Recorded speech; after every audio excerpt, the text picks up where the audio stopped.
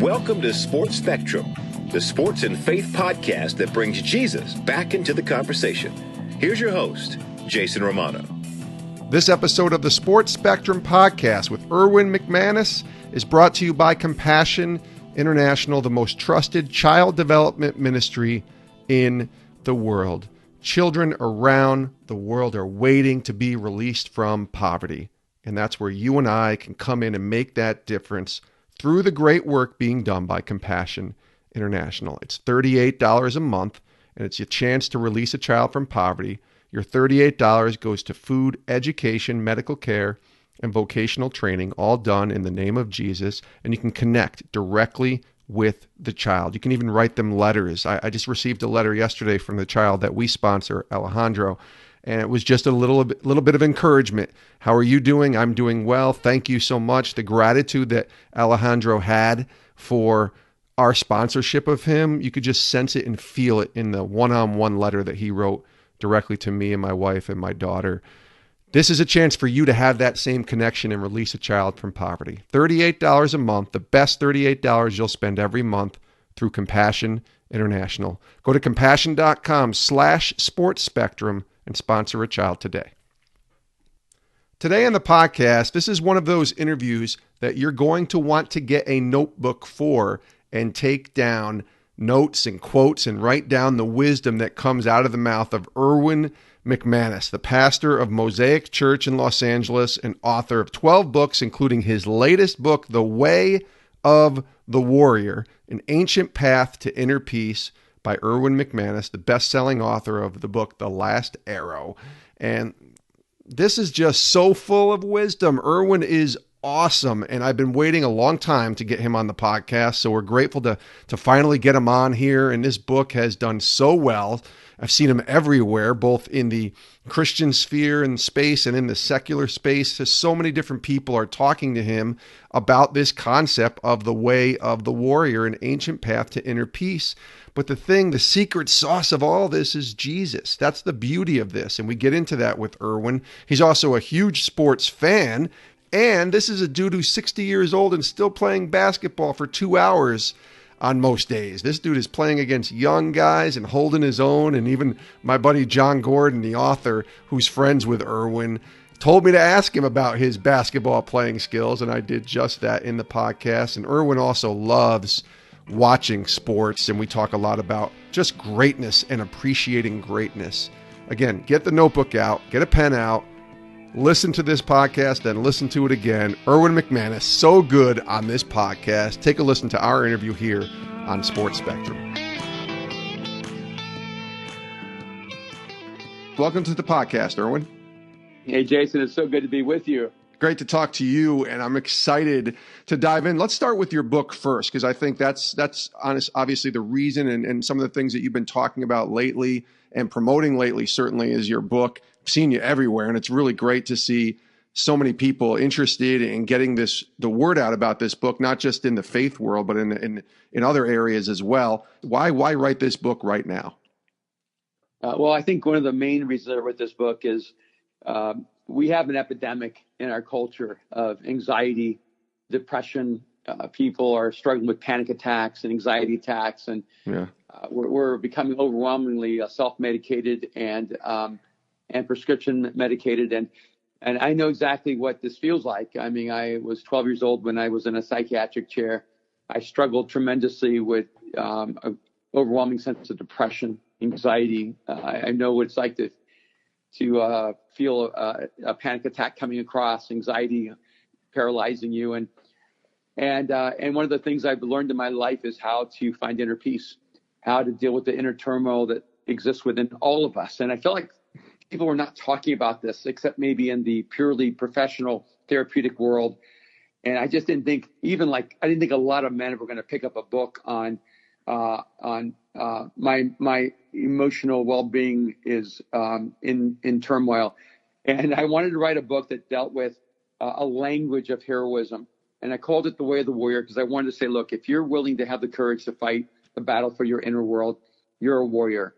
This is not a sign that you're a coward. This is not a sign that you're weak. This is a sign that you're actually courageous, that you found the bravery to deal with depression or anxiety or fear or stress. And this is the battle all of us have to fight. So let's just get open about it, and let's fight for each other, and let's deal with this thing. And so many people listening, I know, and I struggle with this too, because I hear it and people listen and they hear it and they say, inner peace sounds great, Pastor, but you don't know what I've been through. You don't know what I'm going through. What would you say to that person, encouraging them that are struggling right in the midst of that moment right now? Yeah, what I would say is that, first of all, when you call me pastor, you're also trying to make me irrelevant. Well, I will call you Erwin from now on. How's that? No, I just say, because somehow people think, okay, you're not dealing with the real world, but I've been a businessman all my life. I've run multiple companies. I worked in the fashion industry, the film industry. I worked as a futurist for companies. I'm a husband. I have kids. I've dealt with real life in the real world. Yeah. And what I would say is, we're all in the same soup. We're all dealing with the same stuff. Anyone who says they're not dealing with anxiety or stress, or anyone who says they've never been paralyzed with a feeling of inadequacy or struggle with depression or discouragement, they're just not ready to handle the truth, because there's no one on this planet who isn't in a battle for inner peace. And so what I want people to realize is that you can have peace on Tuesday and be in chaos on Wednesday. This book is not a formula to how to avoid all the struggles and all the anxiety of life. It's a declaration that peace never happens by accident, and it never comes to the passive. And that's why it's called the way of the warrior. You have to fight for your peace. You have to take on certain postures and perspectives in life that said, I'm going to fight for my peace. I'm going to fight for this inner world. And I know that if I want to live a life that's filled with joy and meaning, that I have to choose that. And that I know is possible. So I wrote this book as a warrior's book because the battle for inner peace has already begun, and it'll last until your last day. I love that you wrote the book in codes instead of chapters, which I thought was very interesting in how you put it. I'm actually holding the book, and there's 8 codes in the book. Explain your reasoning behind the code versus the chapter. Well, there's several reasons for that. One is that I guess I'm inherently a poetic person, and I like imagery. And the book came to me because I heard this inner voice in my mind just say, the warrior's not ready for peace until they've come to know. The warrior's not ready for battle until they've come to know peace. Hmm. And I realized in that moment, I was sort of like processing all my love for Japanese and Chinese films. My favorite movies of all time are like The Seven Samurai, Crouching Tiger, Hidden Dragon, Hero. Yeah. I even love The Last Samurai. And I thought Ken Watanabe was amazing. I have all these posters of all these ancient heroes from Asia. And I used to go to Japan and study samurai culture. So I took the essence of a samurai kind of culture. And I wrote the book as an ancient samurai writing to a young samurai, learning the difference between being a person of violence and being a person with a warrior spirit. And I wanted to write it in code, saying these are the codes I would pass on to my son or to my daughter. These are the codes for how to live life and have inner peace that I would want to pass on to my children and my grandchildren. And so I wrote it as if I was mentoring someone one-on-one and helping them learn how to live this life. I love that. Erwin McManus is our guest here on the Sports Spectrum podcast. Now, Erwin, John Gordon is a mutual friend of ours, and he told me to ask you when I told him I was going to be talking to you on the podcast, if there was any truth to the rumor that you're a good basketball player. Can you share? I assume you play basketball, and I am guessing, I know you're a fan of it too, but that you have a big love for the game. And there's a story in the book too about you playing basketball that I want you to share. But talk about, you're still playing right now, and you're 60 years old. I hate to say the age, but you just turned the big 6-0 last year, and you're still playing ball. Absolutely. In fact, this afternoon, I already have plans to go play ball. There it is. And I play all the time. Usually I play in 2-hour shots, and most of the guys I play with are in their 20s. And I tried to play with guys my age, but that was just disastrous. I was afraid to send them to the hospital. That's so great. So I love playing with guys who are like former Olympians and former college players, and all of them tower over me and are so athletic. But one thing you learn over time, and this is a part of like the learning process. When I was young, I could dunk a basketball, and I could stand under the rim and grab the rim with both my hands. So I had hops, and so I had a different game then. And then as I got older, I started losing my hops, and I had to learn how to develop a different approach. People always ask questions like, who mentors you? And I always tell people, a mentor doesn't have to know they're mentoring you. And so I would watch, I mean, when I was in my 30s, I would watch Tim Duncan, and I learned how to hit bank shots off the corners. And then as I got older, I started watching different people and learning. I would watch Steph Curry's release. I would watch, Kyrie Irving's moves. I would watch how, Larry Bird back in the old days would post up. And so I would watch different people, and I would learn from them. And my game is a composite. So I love playing ball. And one thing I know is that even when you're older, if they're terrified that I had this guy who was like an Olympian play me the other day, and he said, I'm not going to let you hit one more three. I don't care if you drive, but you're not going to hit another three, because I can hit pretty well outside, and somewhere between half court and 3-point line would be my range. And I realized he was so determined to not let me make a three that I just faked and went and made a layup on this guy who was a world-class athlete. And that was more enjoyable, right?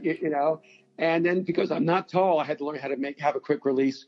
But I use basketball as a way to learn how people make life decisions. I don't care if a person is a good player or a bad player. I want to see, how do they handle mistakes? How do they deal with losing? How do they integrate into a team? Years ago, I used to do this thing, because in my backyard, I used to have a basketball court. We don't have one anymore. We have a much smaller backyard now. But I had a theory, and people would come from around the country and say, we were told you could take any 4 players, and after 3 games, you could win. And I said, yes. And so there'd be 10 people. I would let them choose their 4, and they would give me my team. And by the 3rd game, I could always win with those players. And the reason is because I've learned in life that most people do not focus on helping other people become great. They only focus on their own personal greatness. And when I would take a team is the first game, I would just work with people and learn, where do you want the ball? Where do you feel most comfortable? Where do you like your shot? Do you like slashing, posting? Do you like shooting outside, inside?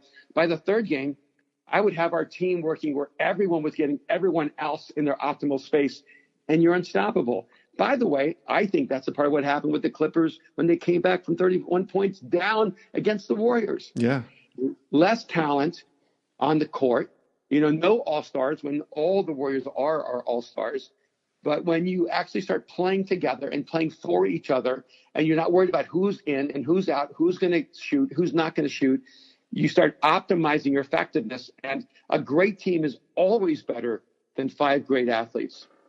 By the way, it's ironic that you're a Clippers fan playing the Warriors with a new book called The Way of the Warrior. There's got to be a little weirdness there for you. We're rooting against the Warriors, right? You know what? I don't root against the Warriors. I root for the Clippers. Oh, that's a better way to put it. Okay. Yeah, because I have a Warriors jacket that someone gave me several years ago on my birthday, because they know I love the Warriors. I love the way they play. Yeah. I mean, and you know what I learned? I grew up in Miami when the Dolphins went undefeated. Oh, yeah. And I hated the Dolphins. And I realized that I missed a moment in history because I couldn't recognize greatness or appreciate it. Wow. So I made a shift in my life where I am never against great teams or against great players, because I don't want to look back and realize, because I hated Chicago, I couldn't appreciate that Michael Jordan was the greatest player who ever lived. I loved, by the way, Michael Jordan went to Chapel Hill. I went to Chapel Hill. He's a Tar Heel. I'm a Tar Heel. So I'm just going to throw that in there. And clearly where you get your jump shot ability from, right? That's right. There you go. But, so there are people who hate LeBron. And I'm like, you're watching greatness happen. Or other people hate, KD or Steph, and going, you have an opportunity to watch greatness. So I make it my first role to be a fan of greatness, because people work hard to develop an incredible skill, and I don't want to miss the beauty of that moment. So I can cheer on the Clippers as a team and still celebrate the greatness all across the league. That's a great way to put it, because as a fan, so many of us get caught up in, I'm so sick of seeing the Warriors win every year. I'm so sick of seeing LeBron in the playoffs, and he's not there this year. In the 80s, I remember Celtics and Lakers. That's my era as a kid growing up in upstate New York, and they were so sick of them. And then the Pistons came along, and you got sick of them. And yet, when you look back now, you appreciate the greatness of how, especially Michael Jordan, in the midst of Jordan, if you weren't a fan of his, it was very much the same as it was with LeBron, right? I mean, you were just so quote unquote jealous, I guess, or sick of it. Same with the Patriots in the NFL. Teams are craving for Tom Brady to retire or Bill Belichick to retire because they're sick of seeing them win every year. But yet, when you really look at it, how can you not appreciate the greatness, right?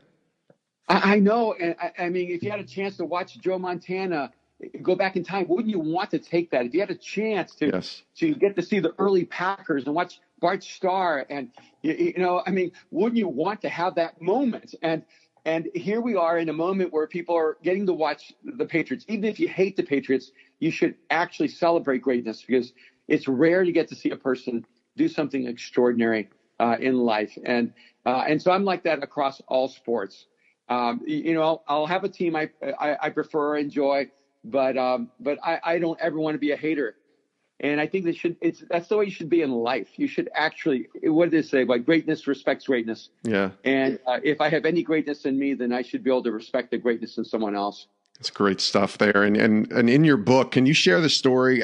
You talked about not wanting to play against old guys because you want to get those young guys and ball against them a little bit. But there's a story that you shared about, I guess, your desire of not wanting to lose and hating to lose. And your son, Aaron, was involved in that. Can you share a little bit of that story?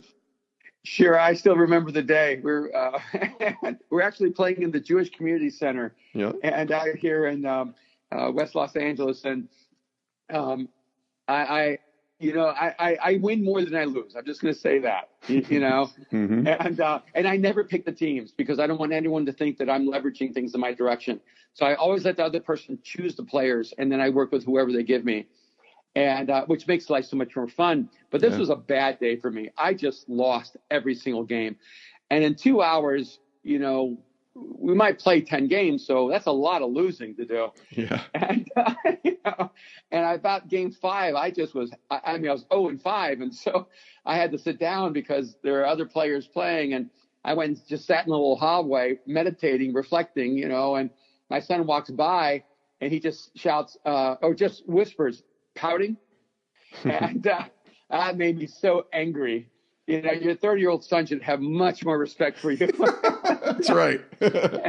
And I hate when he covers me. He is completely disrespectful, has no honor for age or his father. And so I came back after he went to the locker room. And he said, "Oh, still here?" And I said, "Aaron, just leave me alone." I'm reflecting and, asking God why he left me, why he no longer loved me. And then I went and grabbed the basketball, just tried to shoot and get my shot back. He comes over, he goes, "Hey, you okay?"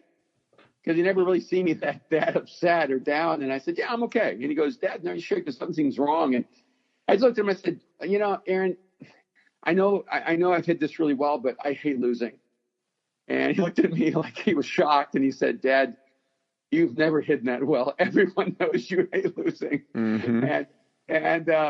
And he goes, and I said, "What?" And I said, I mean, I've hit it all my life that I'm really competitive." He goes, "Dad, everybody knows that you're competitive. You're the only one who's unclear." Yeah. And I looked at him, I said, "Oh, so everybody knows I'm competitive?" He goes, "Yeah." And I realized that I'm free. I've been set free. Yeah. I don't have to pretend I'm not competitive. I don't have to pretend I hate losing. And I always said, I love to win. I don't hate to lose. But I changed. I love to win and I hate to lose. Yeah. And the difference is that I can celebrate what the other team did to win. Right. And I don't have to act like we lost, but they didn't win. Yeah. And but a part of it was just this wonderful realization that the way I'm designed to be competitive because I want to do things well. I want to be great. And I love matching myself against people who are better than me. I don't like competing against people who are worse than me or the same as me. I want to lose so that I have to work at winning. And I feel like it's that way in life. Like I don't compare my books to bad writers. I aspire and toward people like Hemingway. I aspire to write world-class books. I try to make my language as poetic and beautiful as possible. And so what's the point of being better than a bad book? Right? And I would rather risk being in the shadow of greatness while pursuing it. And in the same way as a communicator, I've always told people, I said, look, I began my life working with the urban poor. I spent 10 years of my life communicating to people with an average education of second or third grade, with drug dealers and gangbangers. But I still felt like my responsibility was to be the greatest communicator in the world for them. And, I measure communication as an art form.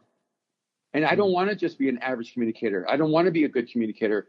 I shamelessly aspire to be the greatest communicator in the world.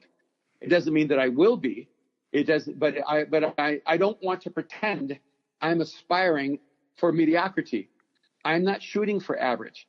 I would rather fail in comparison to the best in the world than succeed in comparison to average. And there's a line there too of striving for excellence, but not letting ego get in the way, right? Well, if you let ego get in the way, you will never achieve greatness. And that's the thing, is that, there's a difference between fame and greatness. And fame is what you do for yourself, and greatness is what you do for others. Yeah. And I think that you have to ask what your motivation is, what's your intention, I write because I feel this overwhelming burden to help people in my life. And I get inundated, flooded with people begging for personal time with me. Yeah. But I can't spend time with thousands and tens of thousands of people. But when I write a book, I'm giving them everything I have, my best self.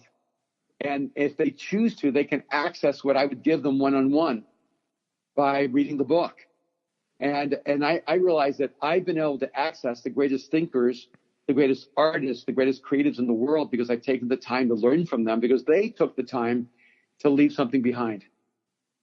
The book is called The Way of the Warrior. Erwin McManus is our guest here on the podcast. I want to ask you a couple of I think, general questions about the message of Christ being so attractive still today in 2019, because I heard you on Lewis Howes' podcast, and man, I love that. He was so willing to have you on and talk about things that maybe he doesn't normally talk about on his show. But I think there's sometimes a negative stigma attached in the secular world to Christianity and to faith, and even just to the name Jesus. Are you finding that your message, the message of Christ, through the way that you tell your story, through the way of the warrior and other ways that you're sharing, is still very attractive here in 2019? Absolutely. I'm trying to think of I can give you a local example. Mm-hmm. Every Laker fan hated LeBron when he was in Cleveland. Yeah, it's true. But all of a sudden, a lot of those Laker fans loved LeBron the moment he became a Laker. Yep. Another example for us would be Patrick Beverley. Man, when he played for the Rockets, every Clipper hated Patrick Beverley. He annihilated us when we were up 3-1 in the playoffs against Houston by himself.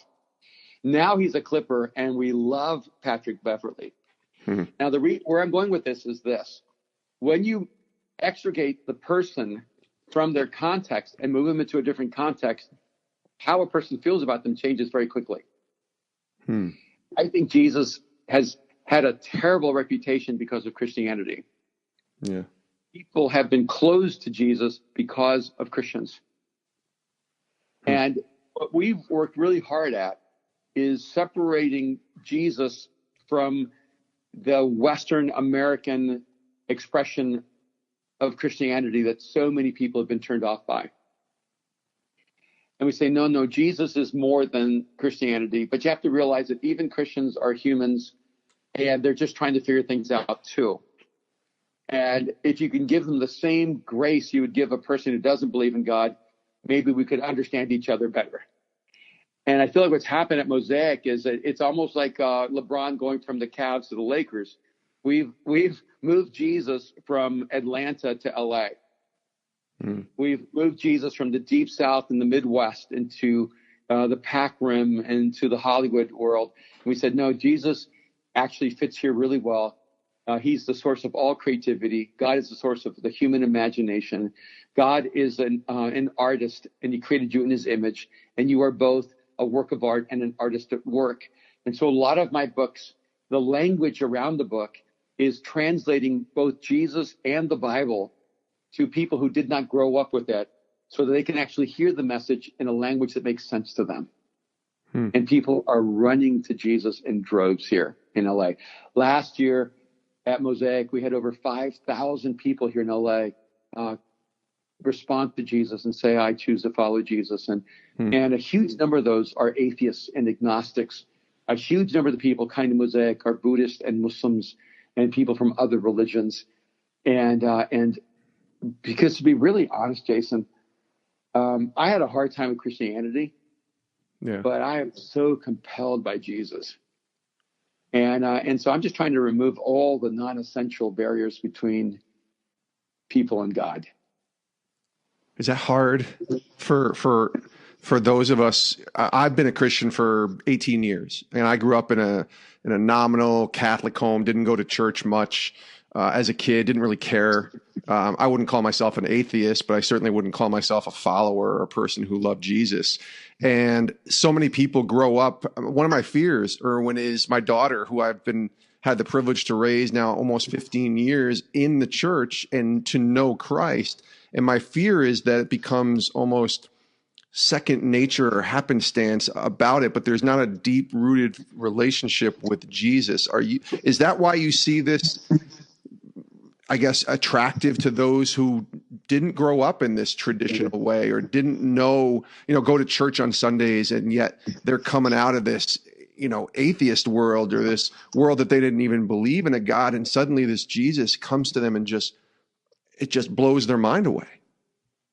Yeah, and it's also, I think, really compelling for people who grew up in church and were incredibly disillusioned because it didn't change their life.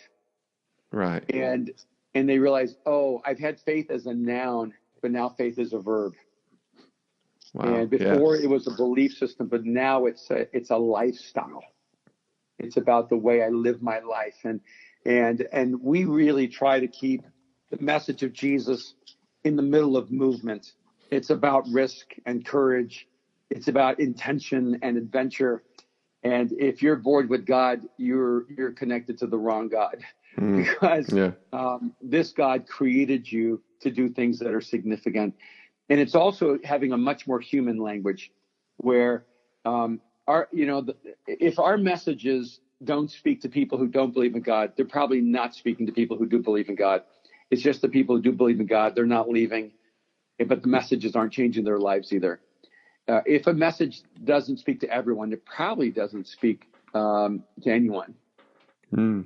That's a great point. Erwin McManus has been our guest here on the Sports Spectrum podcast. Again, the book is called The Way of the Warrior. Erwin, thanks so much for being here. Last question that we have, and I'm always curious, especially for those that lead in churches and minister to people on a daily basis. What is God speaking to you right now? What are you learning from him? What has the Lord been teaching you in this season of life that you're in right now? Well, there's so much going on in my life. And when I wrote The Way of the Warrior, I got to be really straight up, man. I was feeling so much stress. Sure. And I called my wife and said, I feel like I'm going to have a panic attack. And I just wrote a book about peace. And so I think some of it is that it's a reminder that life doesn't get easier, but you do get stronger. And I feel like that's just a common theme in my own soul, to let go of the things I have no control over, to take hold of the things I do have control over. And right now we're trying to do something we've never done. We're trying to buy the property that we're renting on Hollywood Boulevard. And we're trying to raise $20 million. And it just feels so big to me. And it's something I've never done. I've never tried to buy property. And frankly, I'm having to expand. I feel like what I'm learning in this moment, Jason, is to trust that God has other people who care about this as much as I do. And to believe that when God gives you a dream or a vision that's bigger than you, that he's already preparing people to surround you, that you're never doing anything alone. that even when you think you're alone, God always has a tribe to help you move forward. And that's what I've been learning more and more in the season. That's a great encouragement to me as well, Erwin. Erwin McManus is our guest here on the Sports Spectrum podcast. Pick up the new book now, The Way of the Warrior, An Ancient Path to Inner Peace. Give Erwin a follow on social media. I see him on Instagram posting pictures all the time, especially of him going to sporting events, which next time we have you on, Erwin, we'll dive a little deeper into some of those sporting events. But listen, it's been great to catch up with you. Continued success with the book. It's already doing fantastic. And thanks for joining us here on the podcast. Hey, thank you so much, Jason. Take care, man. And many thanks to Erwin McManus, man. I told you he was awesome. I mean, it was just one of those interviews that I wish as I was doing it that I had my notebook to write down things as he was saying it, but I had to listen because in an interview, it's really important to listen to your guest when you're interviewing them and not writing things down at the same time. So I've had to go back and listen to this podcast 2 or 3 times and take my notebook that I write things down, even my journal if I have to, and just write down some of these quotes that he said because they're so good. I loved how he brought the world of sports into the world of faith, into the world of Jesus, into the world of life. It was awesome. It was just really good. So I encourage you, go back, listen to it again. If you didn't do the first time, have that notebook and pen ready. But this is just one of those timeless interviews that I'm so grateful that we were able to have here on the podcast. And Erwin is just awesome. And again, thanks to Erwin for being here. His book, again, is called The Way of the Warrior, An Ancient Path to Inner Peace. And it's available wherever books are found. It's been doing wonderful. I've seen it on lists, and I've seen him on all these different shows talking about the way of the warrior. And honestly, the way of the warrior it starts and ends with Jesus. And I love how Erwin depicts that in the book in a beautiful way. Follow him on Twitter and Instagram. He's just at Erwin McManus, and he's a fun follow as well. Talks a lot of sports in there, and certainly a lot of the other things that he's doing in and around his new book, The Way of the Warrior. Many thanks to Erwin McManus for joining us here on the podcast. We also want to thank our sponsors, Compassion International. It's $38. It's your chance. Your chance. We all look for a chance to figure out a way to make a difference in somebody's life. Here's your chance. Releasing a child from poverty. Compassion International allows that to happen for you and for me, with children around the world waiting for hope, waiting for a way out of poverty. And this is the chance for you and I to make that difference. $38 a month. The website, compassion.com/sportspectrum. Compassion.com/sportspectrum. Over 150,000 children came to know Jesus Christ through the work being done at Compassion International last year alone. That's what's happening here because of you and I and the difference that we can make in these kids' lives. Sponsor a child today. Go to compassion.com/sportspectrum and release a child from poverty. Many thanks to Erwin McManus, and many thanks to you for listening to this podcast. We are so grateful that you came in and checked out this interview. If you're a regular listener, welcome back. If this is the first time you've heard this podcast, man, would you do us a favor? Just hit that subscribe button on whatever app that you're listening to this podcast on. Never miss an episode of the Sports Spectrum podcast. We've done almost 300 of these podcast interviews, and there's so much good stuff there. I'd hate for you to miss it. So definitely hit that subscribe button. Go back, check out all of our other interviews. And again, many thanks to Erwin McManus for joining us here on the podcast. You can follow us on Twitter and Instagram and Facebook as well at sports_spectrum. And definitely bookmark and check out our website every day. New articles coming out, content, daily devotionals on the intersection of sports and faith. All of it can be found at sportspectrum.com. Thanks so much for listening. We love you guys. Have a great rest of your day. We'll see you next time. This is the Sports Spectrum Podcast.